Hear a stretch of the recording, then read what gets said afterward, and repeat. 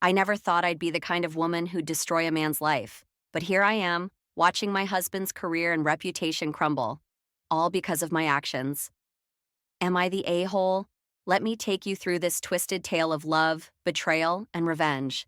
I'm Sarah, I'm 38 years old, and until 6 months ago, I thought I had the perfect life. Trevor, my 40-year-old husband, and I had been married for 15 years.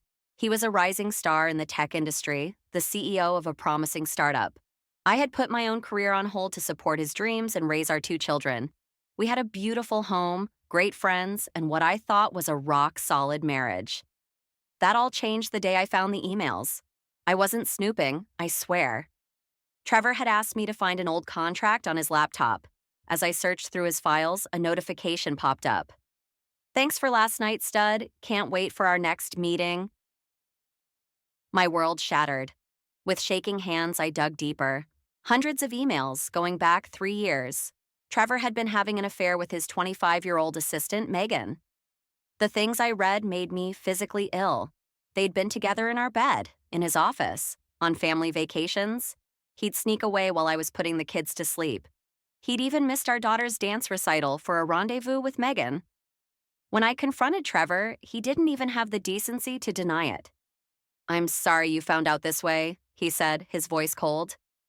"But let's be adults about this. We have a good thing going here. Don't throw it all away over a little fun on the side." A little fun? 15 years of my life, and he called it a little fun?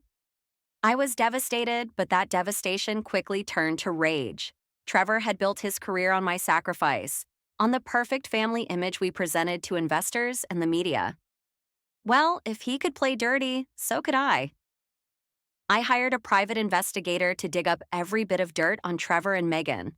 It wasn't just the affair. Trevor had been cooking the books at his company, inflating numbers to attract investors. He'd also been using company funds to finance his lavish gifts to Megan.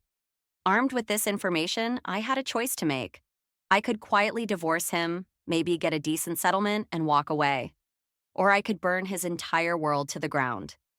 I chose fire. I sent anonymous tips to the board of directors, the SEC, and several tech journalists. I accidentally CC'd Megan's fiancé. Oh yeah, she was engaged the whole time, on an email detailing their affair. I even sent evidence of Trevor's creative accounting to his biggest investors.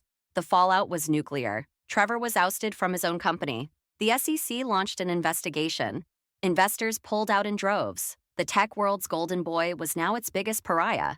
Megan's engagement imploded spectacularly. Last I heard, she'd moved back to her hometown in shame.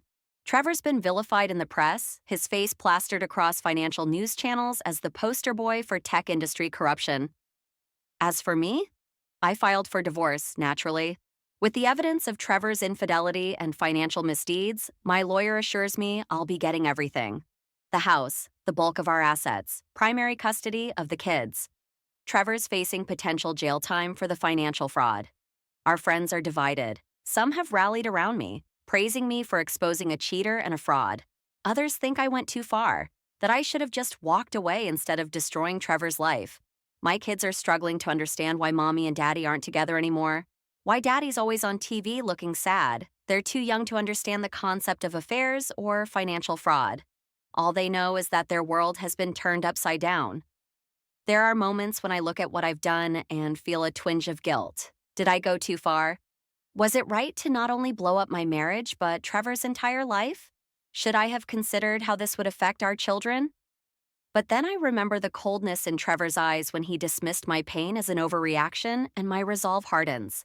He made his bed. Now he can lie in it alone. So, internet strangers, judge me. Am I the a-hole for choosing all-out revenge instead of walking away quietly?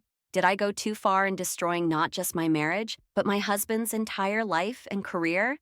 Or was this justice served for years of betrayal and lies? I'm the woman who brought down a rising tech star. Justified vigilante or cruel destroyer of lives, you decide.